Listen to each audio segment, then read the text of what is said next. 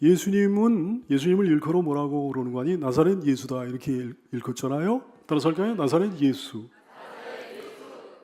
누가복음 1장 26절 여섯째 달에 천사 가브리엘이 하나님의 보내심을 받아 갈릴리 나사렛이란 동네에 가서 누구를 만나는 거 아니? 예수님의 어머니 마리아를 만나는 거예요. 그래서 네가 이제 성령으로 잉태하게 될 거다. 이렇게 성령 잉태를 고지하게 되는 거죠. 그래서 오늘날도 나사렛이라고 하는 동네에 가면 수태고지교회가 있습니다.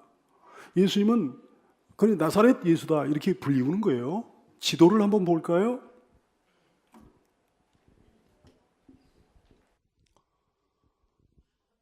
여기가 갈릴리 호수 갈릴리 바다입니다. 여기 이제 뭐 가버나움이니 벳세다니 하는 갈릴리 인근의 마을이 존재하는 거고요. 여기서 남서쪽으로 24km 정도 떨어진 지점에 어디가 있는 거 아니? 나사렛이라고 갈릴리 나사렛이라고 하는 동네가 있다 얘기죠. 예수님의 부모는 요셉과 마리아는 이 나사렛이라고 하는 동네에서 살고 있었습니다. 천사 가브리엘이 나사렛이라는 동네에 살고 있던 마리아에게 찾아가지고 성령 잉태를 알려주게 되고, 그래서 마리아는 그 예언 그대로 예수님을 갖다 성령으로 잉태하게 됩니다. 그 당시 로마 총독이 누구였는가니? 성경에 보면 아구스토라고 나오는 아우구스투스 황제였어요. 아우구스투스 황제가 그때 호족령을 내립니다. 로마 제국에 속한 모든 백성들은 자기 본적지로 가서 호족을 하여라. 근데 예수님의 법적인 아버지 요셉의 본적지가 어디였는가니? 요셉은 다윗 왕가의 후손이거든요. 다윗 왕가의 후손, 곧 다윗의 고향 베들레헴 땅이 그의 원적지, 본적지였단 말씀이에요. 그래서 예수님을 성령으로 잉태한 상태에서 이 두 사람의 부부가 베들레헴 땅으로 내려가게 됩니다. 베들레헴은 예루살렘에서 아주 가까워요. 예루살렘에서부터 남쪽으로 한 10km 정도 지점에 베들레헴이라고 하는 작은 시골 마을이 존재하는데요. 여기까지 왔을 때 그때 호족령에 의해 가지고 고향 땅에 돌아온 사람들이 너무나 많았기 때문에 작은 시골 마을에 예수님의 부모가 묵을 곳이 없었습니다. 그래서 나귀의 구유에서 예수님을 이제 낳게 되죠. 그때 그 소식을 들은 헤롯 왕이 인근 일대의 모든 아기들을 다 죽이라 명령합니다. 그래서 예수님의 부모는 피신하는데 애굽 땅으로 피신했다가 헤롯 왕이 죽고 난 다음에 이제 안전이 확보된 상태에서 다시금 이렇게 나사렛이라는 동네로 돌아오게 되는 거죠. 그래서 태어나기는 베들레헴 땅에서 태어나셨으나 공생에 활동하시기 전 생애의 대부분, 어린 시절의 대부분을 이 나사렛이라고 하는 곳에서 보내시게 되는 거예요. 그래서 예수님을 나사렛 예수다 이렇게 부르는 거죠. 갈릴리 땅에서도 나사렛이라고 하는 동네, 유대인들에게 경멸받던 그 땅에, 갈릴리 땅의 한 마을이었어요. 그래서 예수님에 대해서 사람들이 막 설왕설래가 많았습니다. 요한복음 7장 41절, 어떤 사람은 예수님을 그리스도라 했는데 어떤 사람들은 아니 그리스도가 어찌 갈릴리에서 나오겠느냐, 갈릴리 출신일 수가 있겠느냐 이렇게 얘기했던 거예요. 대제사장들과 바리새인들도 예수님을 막 변호하고 그런 니고데모에게 이런 얘기를 했습니다. 요한복음 7장 52절 말씀, 대제사장들과 바리새인들이 대답하여 이르되 야 니고데모 너도 갈릴리 출신이냐? 그러면서 너 왜 갈릴리 출신인 예수라고 하는 사람을 그렇게 변호를 하느냐? 찾아보라, 갈릴리에서 선지자가 나지 못하느니라 이러면서 조롱하는 장면이 막 나오는 거예요. 갈릴리 그 중에서도 나사렛이었습니다. 그러므로 요한복음 1장 46절 말씀에 보면 나다나엘이 이르되 나사렛 같은 곳에서 무슨 선한 것이 날 수 있느냐 이렇게 얘기했을 정도로 나사렛은 이방 땅과 가까운 갈릴리 지역의 한 변방 마을에 불과했습니다. 유대인들은 나사렛을 아예 이방 땅으로 간주했을 정도였어요. 사랑하는 여러분, 우리 예수님께서는 천대받는 자들, 멸시받는 자들, 소외당한 자들, 그리고 온 세계 열방을 다 품으신 그리스도 예수님이신 줄로 깨닫게 되기를 축원합니다. 예수님께 사랑 못 받을 사람이 세상에는 존재하지 않는다는 걸 의미하는 거예요. 예수님의 시작은 얼마나 미약했는지 이루 말로 표현할 수 없을 정도로 예수님의 시작은 미약했습니다. 빌립보 2장 7절 이하의 말씀, 오히려 자기를 비워 종의 형체를 가지사 사람들과 같이 되셨고 사람의 모양으로 나타나사 게다가 자기를 낮추시고 죽기까지 복종하셨으니 그 십자가에 죽으심이라. 낮은 몸으로 세상에 오셔가지고 비천한 몸으로 세상에 오셔가지고 돌아가실 때도 비천하게 돌아가신 거예요. 근데 그 나중은 어떠했나요? 데살로니가후서 1장 10절 말씀은 증언합니다. 그날에 예수께서 강림하사 그의 성도들에게서 영광을 받으시고 모든 믿는 자들에게 놀랍게 여김을 얻으시리니 할렐루야. 모든 영광을 받으시고 놀랍게 여김을 받으실 우리 주 예수님을 찬양하지 않을 수가 없습니다. 누가복음 1장 32절 이하의 말씀, 그가 큰 자가 되고 지극히 높으신 이의 아들이라 일컬어질 것이요 주 하나님께서 그 조상 다윗의 왕위를 그에게 주시리니 영원히 야곱의 집을 왕으로 다스리실 것이며 그의 나라가 무궁하리라.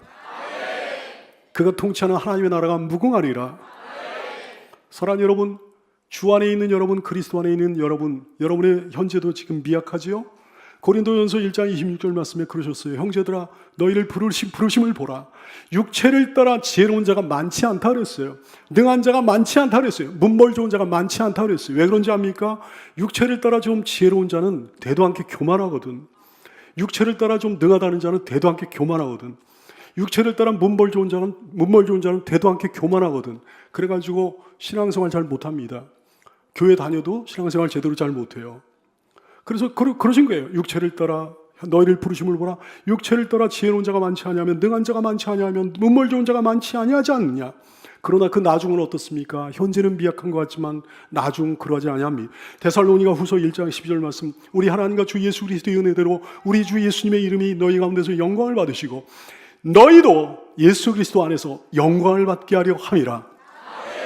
예수 그리스도가 받으실 엄청난 영광을 여러분도 받아 누리게 될 줄로 믿으시기를 예수님의 이름으로 축원합니다. 축복합니다. 마리아를 향한 별 볼 일 없던 여자 마리아를 향한 천사 가브리엘의 축복이 놀랍습니다. 누가복음 1장 28절 말씀에 그에게 들어가 이르되 뭐라고 그랬는가 하니 마리아에게 축복할 때 은혜를 받은 자여 평안할지어다 주께서 너와 함께 하시도다 그랬어요. 하나님의 보내심을 받은 천사 가브리엘, 이 가브리엘이 성경에 보면 한 3번 정도 나옵니다. 옛날 다니엘에게 나타나가지고 하나님의 환상을 알려줬고요. 제사장 사가랴와 그 아내 엘리사벳에게 사가랴 세례 요한의 부모들 아니에요? 세례 요한의 출생을 예고해 줬습니다. 그 다음엔 동정녀 마리아에게 나타나가지고 예수 그리스도의 탄생을 예고하는 거예요. 마리아를 향해 축복을 합니다. 마리아를 향해 그리스도의 탄생을 예고하면서 축복을 합니다. 사랑하는 여러분, 마리아에게 축복한 예수 그리스도의 탄생에 근거한 그 축복은 여러분 모두를 향한 축복인 줄로 깨닫게 되기를 바랍니다. 그리스도의 탄생이 여러분의 축복이라 얘기해요. 여러분의 복이라 얘기해요. 여러분의 은혜라 얘기해요. 그래서 뭐라고 그랬는가 하니 은혜를 받은 자요 그랬어요. 따라서 할까요? 은혜를 받은 자요.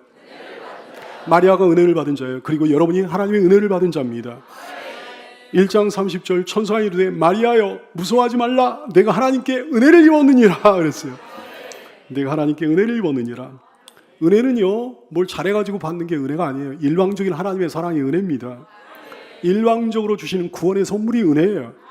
뭘 잘해가지고 받는 게 아니라 예수 그리스도의 일방적인 은혜로 구원의 선물을 주셨어요. 그게 은혜예요. 일방적으로 긍휼을 베풀어 주신 거예요. 일방적으로 자비를 베풀어 주시는 거예요. 일방적으로 불쌍히 여겨 주시는 거예요. 그게 은혜예요. 일방적으로 우리에게 필요한 모든 좋은 것들을 베풀어 주는 겁니다. 이게 은혜예요. 이 하나님의 은혜를 우리가 입었습니다. 평안할지어다 이렇게 말씀하신 거죠. 다시 할까요? 평안할지어다. 예수 그리스도께서 세상에 내려오신 목적이 이것인 줄로 깨닫게 되기 바랍니다.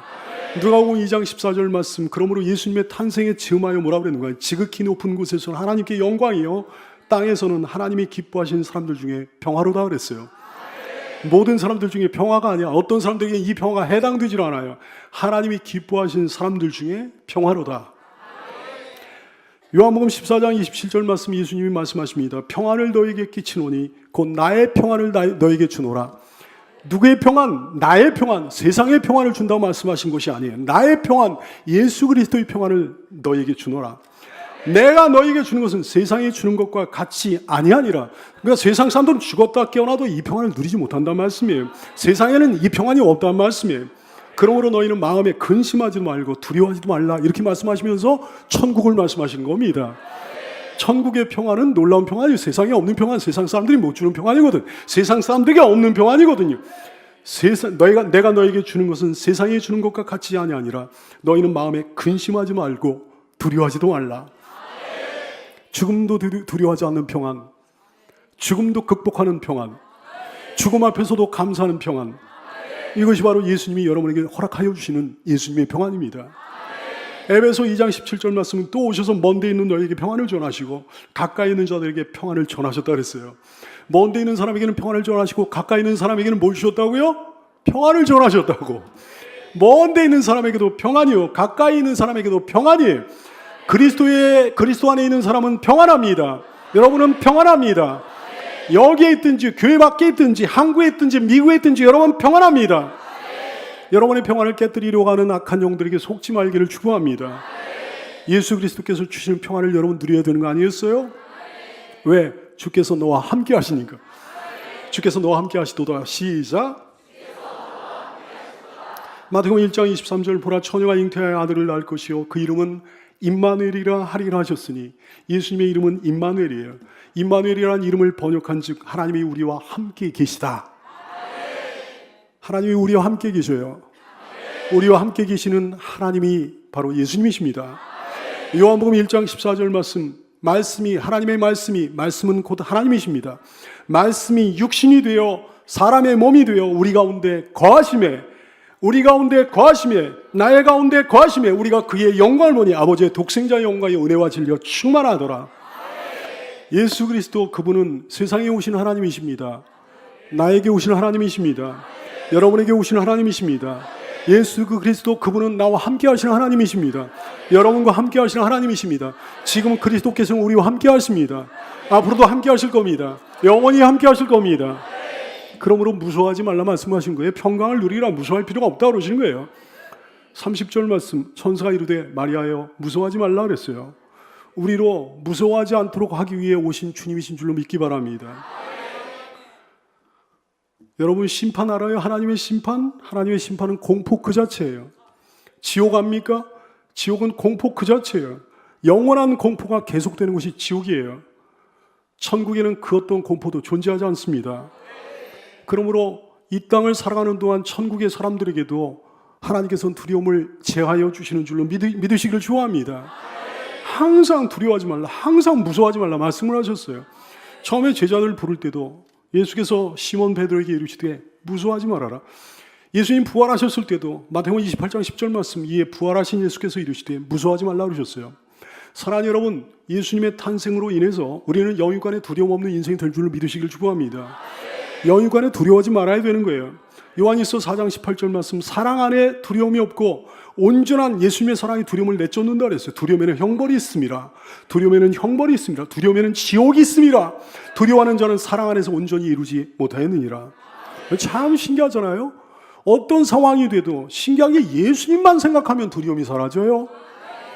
사랑하는 여러분이 오늘 목사의 목사를 통해서 하나님께서 강단을 통해 말씀하신 이 말씀 잘 듣고 언제나 예수님 생각함으로 두려움을 쫓아내는 성도가 될 수 있기를 축원합니다. 예수님의 이름을 부르기만 하면 두려움이 사라져버리더라고요.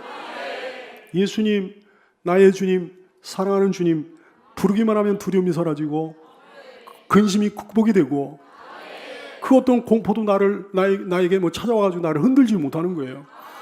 그런 은혜, 그런 평강을 일평생 동안 누리게 되기를 축원합니다. 내가 하나님께 은혜를 입었느니라 그랬어요. 30절 천사가 이르되 마리아여 무서워하지 말라 내가 하나님께 은혜를 입었느니라. 주 예수님께서 오늘 이 자리를 통해 여러분에게 선언하십니다. 내가 하나님께 은혜를 입었느니라. 이미 은혜를 입었습니다. 그 은혜의 핵심은 그리스도 그분이십니다. 그리스도로 인한 사랑이요, 그리스도로 인한 보호요, 그리스도로 인한 용서요, 그리스도로 인한 구원이요, 그걸 이미 받았던 말씀이죠. 사랑하는 여러분, 질문할까요? 여러분은 오늘 성탄절인데 성탄절이 주인입니까? 아니면 손님입니까? 잔치집에 가보면 두 가지 부류의 사람들이 항상 있잖아요. 우선 주인이 있어요. 그리고 손님들 있습니다. 주인은 문자 그대로 주인이에요. 누가 봐도 주인인 줄 압니다. 손님들 사이를 갖다가 바삐 오하는데 말이죠. 활짝 웃는 얼굴로 누비면서 감사 인사하면서 말이죠. 참 당당하죠. 행복해 보이죠. 손님은 그냥 손님이에요. 그리 당당하지 않아요. 웃기는 웃어주는데 주인처럼 행복하지는 않다 말씀입니다. 오늘 하나님 나라의 최고 명절 성탄절인데요. 이날에 온 세상 교회는 다 거룩한 잔치집이 돼야 되는데요. 세상 사람들처럼 뭐 뜻도 모르면서 메리 크리스마스 뭐 그러는 게 아니죠. 뜻도 모르면서 들떠가지고 흥청망청 이상한 죄 짓고 뭐 그러는 게 아니죠. 온 세상 교회는 거룩한 잔칫날이 되어야 되는데 여기에도 두 부류의 사람들이 있습니다. 하나님 사랑하는 여러분이요, 우리 교회는 그렇지 않겠으나 세상의 모든 교회들마다 주인은 점점 줄어들고 손님들이 점점 늘어납니다. 이 귀한 잔칫날에, 이 귀한 천국 잔칫날에 우리 하나로 교우들은 모두 다 주인이 될 수 있기를 축원합니다. 당당하게 기쁨으로 참여하며 가장 행복해하는 성도들 다 되기를 예수님의 이름으로 축원합니다. 아무나 주인이 되는 건 아니에요. 어떤 사람이 주인이 되는 겁니까? 먼저 기다린 사람이에요. 당시에 경건한 사람들은 구약 성경의 예언에 따라가지고 메시아가 오심을 간절히 기다리고 있었습니다. 때가 되면 예수 그리스도께서는 유다지파 다윗의 가문 가운데, 다윗의 후손 가운데 탄생하심으로 그 모든 구약의 예언들을 이루셨습니다. 사회적 지위와 종교적 신분이나 뭐 이런 걸 모든 걸 떠나가지고 하나님 말씀에 따라 메시아의 오심을 사모하면서 간절히 기다리던 믿음의 사람들은 성탄의 잔칫날에 주인이 되는 복을 누렸다 얘기해요. 그 대표적인 케이스가 마리아였습니다. 성탄절의 주인은 오늘날도 마찬가지예요. 기다리는 사람만이 성탄절 잔치의 주인이 되는 거죠. 여러분, 성탄절 기다렸습니까? 초림하신 예수님께서는 다시 오마 약속하시면서 부활 승천하셨습니다. 다시 오실 주님을 간절히 대망함으로 성탄절 잔치의 주인이 다 될 수 있기를 예수님의 이름으로 축원합니다. 또 어떤 사람이 성탄절 잔치의 주인이 되는 거 아니, 믿음의 사람이 성탄절 잔치의 주인이 되는 거예요. 마리아는 신실한 믿음의 사람이었습니다. 하나님 말씀을 기뻐하면서, 천사를 통해 주신 말씀을 기뻐하면서 그 말씀이 이루어지기를 소원했어요. 누가복음 1장 38절, 마리아가 이르되 주의 여종이 오니 말씀대로 내게 이루어지다 그랬어요. 할렐루야. 하나님의 말씀대로 될 줄로 믿고 기뻐하면서 찬송했습니다. 누가복음 1장 46절 이하의 말씀, 이제 천사가 갔어요. 그 예언을 하고 이제 갔어요. 마리아는 그 말씀을 믿고 기뻐하는 거예요. 마리아가 이르되 내 영혼이 주를 찬양합니다. 내 마음이 내 하나님 내 구주를 기뻐합니다. 왜? 주께서는 주님의 여종의 비천함을 돌보셨기 때문입니다. 보라, 이제 후로는 만세 나를 복이 있다 일컬으리로다. 그래서 믿고 기뻐하는 거예요. 그 남편 요셉 또한 경건한 사람이었죠. 사려가 너무 깊은 믿음의 사람이었습니다.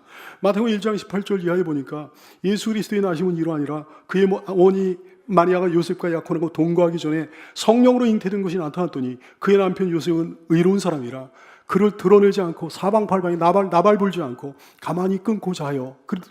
그렇게 배려하는 거예요. 근데 그도 이제 그 모든 사실을 알게 된 후에 마리아처럼 함께 기뻐하고 감사하며 감격하는 거죠. 사랑하는 여러분, 이런 믿음의 사람이 되므로 성탄절 잔치의 주인이 되시기를 축원합니다. 기적과 은총을 누리는 성도가 되기를 축원합니다. 성탄에는 세 가지 기적이 있습니다. 그 첫 번째 기적, 하나님이 인간이 되신 기적이에요. 가장 큰 기적, 성탄의 가장 큰 기적이 이겁니다. 하나님이 인간이 되신 기적이요. 하나님이 인간의 몸으로 오신 기적입니다. 이 기적은 어떤 사람들에게는 어떤 방식으로 설명해도 이해가 되지 않습니다. 유대인들에게 이것은 신성모독이었어요. 이방인들에게 허무맹랑한 얘기에 불과했죠. 현대인에게는 너무나 비과학적인 얘기 아닙니까? 그러나 전능하신 하나님을 믿는 사람에게는 이것이 너무나 당연한 하나님의 기적입니다. 전능하신 하나님이시잖아요. 사랑의 하나님이시잖아요. 약속의 하나님이시잖아요. 신실하신 하나님이시잖아요. 이 사실을 믿는 사람에게는 이것은 조금도 이상할 게 없는 하나님의 기적이라는 말씀입니다.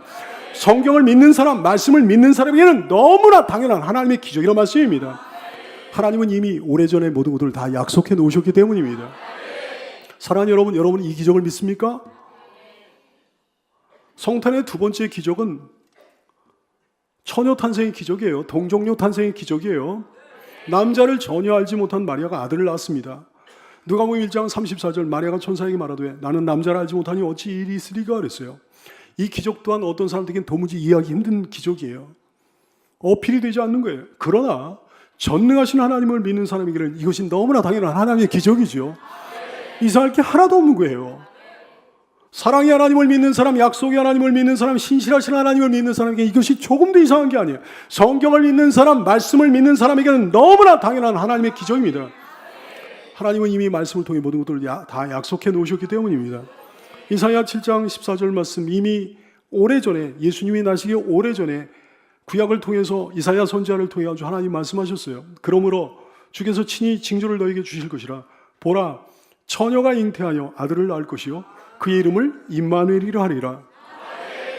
누가복음 1장 36절 이하의 말씀 보라 내 친족 엘리사벳도 마리아에게 그러시는 거예요. 내 친족 엘리사벳도 엘리사벳은 세례 요한의 어머니인데요. 엘리사벳과 예수님의 어머니 마리아와는 이종사촌지간입니다. 이종사촌이요. 그러니까 예수님과 세례 요한은 육촌지간이에요. 이종으로 모계로 육촌지간이에요. 보라 내 친족 엘리사벳도 늙어서 아들을 배우느니라. 본래 임신하지 못한다고 알려진 이가 이미 6달이 되었나니 대저 하나님의 모든 말씀은 능하지 못하심이 없느니라 그랬어요. 누가복음 1장 38절 마리아가 이르되 주의 여종이 오니 말씀대로 내게 이루어지게 될 것입니다 그랬더니 사랑하는 여러분 동정녀 탄생 기적을 믿습니까? 뭐 아무것도 아닌 기적이죠. 전능하신 하나님께서 하신 일들이니까 말이죠. 왜 동정녀 탄생을 통해 세상에 오실 수밖에 없었습니까? 예수님은 완전한 사람이시지만 동시에 완전한 하나님이시기 때문입니다. 인간의 혈통으로 북의 혈통으로 오신다면 인간의 혈통으로 오시는 거 아니겠어요? 그러면 태어날 때부터 죄를 안고 태어나시는 거니까 말이 안 된다 얘기예요. 우리의 모든 죄를 짊어지실 하나님이십니다. 우리의 모든 형벌을 대신 받을 하나님이십니다. 북의 혈통으로 나면 안 되는 거예요. 죄를 안고 태어나시면 안 되는 거라 얘기예요. 하나님께서는 왜 동정녀 탄생을 통해 세상에 오셨는가? 하나님의 독생자이시기에 동정녀 탄생을 통해 성령 잉태를 통해 세상에 오셨습니다. 하나님의 독생자 예수님이십니다. 근데 하나님의 독생자라고 그럴 때 하나님의 독생자라는 단어는요 우리에게도 뭐 아들이 하나밖에 없으면 독자라고 그러잖아요. 그런 독자의 의미와 다릅니다. 하나님의 독생자라는 얘기는 세상에 유일하고 아주 독특한 관계를 의미하는 거예요. 다시 말해 아버지 하나님과 아들 예수님의 관계는 세상에 오직 하나밖에 없는 아주 독특한 아주 특별한 관계라는 사실을 의미한다는 사실을 깨닫게 되기를 바랍니다. 그것이 독생자의 의미예요. 동정녀를 통해 세상에 내려오신 하나님 아버지의 독생성자 예수 그리스도를 믿으시기를 예수님의 이름으로 축복합니다. 성탄의 세 번째 기적은 믿음의 기적이에요. 사랑하는 여러분, 하나님이 인간이 되신 기적을 믿는다고 그랬어요. 그런가요? 정말 믿습니까? 아까는 아멘 몇 사람뿐이 알아듣는데 정말 믿습니까? 처녀 탄생, 동정녀 탄생 기적을 여러분 믿는다고 그랬습니다. 믿는다고 그랬습니다. 믿습니까? 정말 믿습니까? 어떻게 믿어요? 너무 기적적인 믿음 아니에요? 나 같은 자가 여러분 같은 자들이 어떻게 그 모든 사실들 믿습니까? 우리 같은 과학 좋아하는 이들이, 우리 같은 경험을 좋아하는 이들이 어떻게 그걸 믿느냐 이게요. 사랑하는 여러분, 아무나 믿을 수 없습니다. 죽었다 깨어나도 어떤 사람들은 못 믿습니다. 정말이요. 100년을 다녀도 교회 100년을 다녀도 못 믿는 사람은 못 믿습니다. 어떻게 믿습니까? 하나님의 성령께서 믿게 하셨기 때문에 믿는 거예요. 믿음 자체가 기적이라는 사실을 깨닫게 되기를 축원합니다. 그렇습니다. 당신 마리아도 이걸 믿었어요. 그 믿음이 기적이에요. 어떻게 그걸 믿어? 한 번도 일어나지 않은 그 사실을 어떻게 믿어요? 그 당시에 마리아에게 무슨 그런 일들이 있었습니까? 우리는 동정녀 탄생에 대한 성경이라도 있지요. 무슨 그 여자에게 무슨 지식이 있어, 무슨 경험이 있어, 이걸 믿었겠냐 이게. 근데 뭐라고 그러는 거예요? 누가복음 1장 38절 마리아가 이르되 주의 여종이오니 말씀대로 내게 이루어지다 그랬어요. 그 말을 듣고 천사가 떠나왔습니다. 요한복음 11장 40절 말씀에 보면 예수님께서 마르다에게 이런 얘기를 하십니다. 당시에 나사로가 죽지 않았습니까? 나사로가 죽어가지고 근데 마르다가 잘 믿질 못했어요. 주님, 나사로 죽은 지 3일이나 돼가지고 냄새까지 날 정도입니다 그랬어요. 그랬더니 마르다에게 예수께서 이르시되 내 말이 야, 네가 믿으면 하나님의 영광을 보리라 하지 아니하느냐 그랬어요. 네가 믿으면 하나님의 영광을 보리라. 아무나 믿을 수 없는 거예요. 믿음은 하나님의 가장 큰 선물이요 복인 줄 믿으시기 바랍니다. 믿음의 기적에는 담대한 용기가 필요해요. 용기가 필요해요. 오늘날도 믿음에는 용기가 필요해요. 여러분의 믿음을 고백하면서 할 때 용기가 필요한 거예요. 왜냐하면 조롱이 있을 수 있으니까, 비웃음이 있을 수 있으니까. 그래서 용기 없는 자는 제대로 믿지를 못하는 거예요. 제대로 믿음을 하나님께 보여드리면서 살 수가 없는 거예요. 여러분 보세요. 당시에는 처녀가 잉태를 하면 돌로 맞아 죽는 시대였습니다. 그럼에도 불구하고 마리아는 하나님 말씀 믿고 감사함으로 받았어요. 뿐만 아니라 말할 수 없는 기쁨으로 기뻐할까지 했어요. 아니 남편 될 사람 요셉에게 이제 뭐라고 말하겠습니까? 믿음 없는 사람은요 그거 받을 수가 없는 거예요. 사람들의 시선이 얼마나 두렵겠어요. 믿음 없는 사람은 받을 수가 없는 거예요. 사랑하는 여러분이 그렇습니다. 믿음의 기적에는 용기가 동반된다는 사실 믿으시기를 축복합니다. 참된 믿음에는 용기가 동반되는 거예요. 시편 56편 11절 말씀 이건 마리아의 고백, 정말 마리아의 고백인 것 같아요. 내가 하나님을 의지하였으니 두려워하지 아니하리니 사람이 내게 어찌하리이까. 시편 118편 6절 말씀, 여호와는 내 편이시라 내가 두려워하지 아니하리니 사람이 내게 어찌할까 그랬어요. 신비로운 믿음의 기적이 여러분의 기적이 될 수 있기를 축원합니다. 우리는 하나님의 기적에 대해 잘 이해 못합니다. 우리 같은 미련한 자들이 하나님의 기적에 대해서 어떻게 이렇게 잘 이해할 수 있겠어요? 그러나 이해와 믿음은 별개의 것이에요. 이해하지 못해도 믿을 수는 있다 얘기지. 그리고 믿으면 이해가 된다 얘기지. 신비로운 믿음의 기적이 여러분의 기적이 될 수 있기를 축원합니다. 믿는 사람에게 기적되는 역사가 일어나는 거예요. 믿지 않는 사람에게는 기적이 아닌 거예요. 홍해의 기적도 믿는 사람에게만 홍해의 기적이 기적인 거예요. 홍해의 기적을 믿지 못하면 별소리 다 하는 거예요. 그 땅은 원래 갈라질 땅이었다더니 말이죠. 그 땅은 원래 이렇게 썰물 때면 땅 밑이 드러나는 그런 땅이었다더니 말이 그런 소리를 하게 되는 거예요. 기적이 될 수 없는 거예요. 믿는 사람에게만 기적되는 거예요. 사랑하는 여러분이요, 믿음으로 기적되는 역사가 일어날 수 있기를 축복합니다. 믿음이 여러분 안에 기적으로 담겨지는 역사가 일어날 수 있기를 축복합니다. 그래서 하나님 모든 기적의 주인공이 되는 은혜를 누리시기를 축복합니다. 근데요, 기적이 일어난 사람의 인생에 고통이 생겼어요. 참 희한하잖아요. 하나님의 독생자 예수 그리스도, 메시아 예수 그리스도를 탄생시키는 어머니 마리아, 분명히 최고의 복을 받은 신자 아닙니까? 최고의 은혜를 받은 신자 아닙니까? 누가복음 1장 28절, 그에게 들어가 이르되 은혜를 받은 자의 평안할지어다 주께서 너와 함께 하시도다 그러셨거든요. 누가복음 1장 31절 이하에 보라 네가 잉태하여 아들을 낳으리니 그 이름을 예수라 하라. 그 예수가 큰 자가 되고 지극히 높으신 이의 아들이라 일컬어질 것이요 주 하나님께서 그 조상 다윗의 왕위를 그에게 주시리니 영원히 야곱의 집을 왕으로 다스리실 것이며 그 하나님의 나라가, 그 예수 그리스도의 나라가 무궁하리라. 그런 놀라운 복을 받았어요. 근데 인간적으로 봤을 때 이 여자는 잠깐이긴 하지만 가장 고통스러운 어머니가 되는 거예요. 사랑스러운 아드님의 그 말할 수 없는 고난, 그 끔찍한 십자가 죽음을 바로 곁에서 목격하는 어머니가 되고 마는 겁니다. 그런 기구한 어머니가 되고 마는 거예요. 요한복음 19장 25절은 증언하고 있어요. 예수님이 십자가에 달리셨을 때 예수의 십자가 곁에는 그 어머니가 서 있더라 그랬어요. 아니, 하나님께서 허락하신 그 놀라운 기적 어디로 가버렸습니까? 하나님이 하나님의 은혜, 나의 은혜를 입은 자가 이렇게 말씀하셨는데 하나님의 은혜가 어디로 가버린 겁니까? 하나님의 복이, 그 놀라운 복이 어디로 가버린 겁니까? 어디로 가긴요? 아무데도 안 갔습니다. 사랑하는 여러분, 마리아가 당했던 아픔, 그것은 영광을 위해 감당해야 될 십자가였습니다. 더 큰 기쁨이 주어질 것이기에 더 큰 슬픔을 당해야 됐던 거예요. 더 큰 소망이 약속되어 있었기에 더 큰 고통을 당해야 했던 겁니다. 자, 여러분, 예수님이 부활하셨어요? 할렐루야! 누가 가장 기뻤을까요?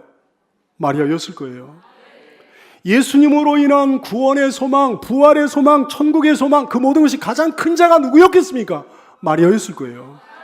세상 여자들 중에 가장 복된 여자, 마리아였습니다. 누가복음 1장 41절 이하의 말씀, 엘리사벳이 마리아가 무난함을 들으매 아이가 복주에서 뛰노는지라 엘리사벳이 성령의 충만함을 받아 큰 소리로 불러 이르되 여자 중에 네가 복이 있다 그랬어요. 마리아여, 여자 중에 네가 복이 있다. 내 태중의 아이도 복이 있도다. 하나님의 성령의 충만을 받아 막 그런 하나님의 말씀을 하는 거예요. 내 주의 어머니가 엘리사벳은 이미 예수님 뱃속에 있는 예수님을 나의 주님이라고 불렀습니다. 나의 주님의 어머니가 내게 나오니 어찌된 일인가. 보라, 내 무난한 소리가 내 귀에 들릴 때 아이가 내 복중에서 기쁨으로 뛰놀았도다. 주께서 하신 말씀이 반드시 이루어지리라고 믿은 그 여자, 당신 마리아에게 복이 있도다. 마리아는 가장 큰 복을 받은 신자인 줄로 깨닫게 되기를 축원합니다. 자, 여러분에게 가장 큰 기적, 놀라운 기적이 일어났습니다. 일어났어요. 예수님이 나셨습니다. 독생 성자 예수님이 여러분을 위해, 나를 위해 세상에 오셨습니다. 태어나셨습니다. 여러분에게 가장 큰 기적, 놀라운 기적이 벌어졌습니다. 여러분이 그 사실을 믿게 됐습니다. 할렐루야! 여러분이 예수님을 구주로 영접했습니다. 여러분에게 가장 큰 기적, 위대한 기적, 놀라운 기적이 일어났습니다. 여러분이 예수님으로 인해 모든 죄를 용서받았고 하나님의 자녀가 됐습니다. 영원한 천국의 상속자가 됐습니다. 놀랍잖아요? 근데 그럼에도 불구하고 어려운 삶이 여전히 이어지는 거예요. 가정의 문제, 직장 문제, 사업장 문제, 온갖 경제 문제, 건강 문제, 인간관계 문제, 크고 작은 예기치 못한 사건, 사고의 문제. 아니 우리에게 일어난 그 기적이 어디로 간 겁니까? 하나님의 은혜, 우리가 하나님의 은혜를 그렇게 입은 자인데 하나님의 은혜가 어디로 가버린 거예요? 하나님의 복이 어디로 실종된 거예요? 어디로 가긴요? 아무데도 안 갔습니다. 사랑하는 귀한 성도들이여, 여러분의 삶에 잠시 잠깐 고통이 있을지라도 가장 큰 기적, 그 놀라운 기적은 절대 사라지지 않는 줄로 깨닫게 되기 바랍니다. 아니 도리어 영광과 기쁨과 소망은 그로 인해 더 커지게 될 것입니다. 그러므로 영광을 위해 십자가 이겨내십시오. 큰 기쁨을 위해 고통을 견뎌내십시오. 큰 소망을 위해 고난을 버텨내십시오.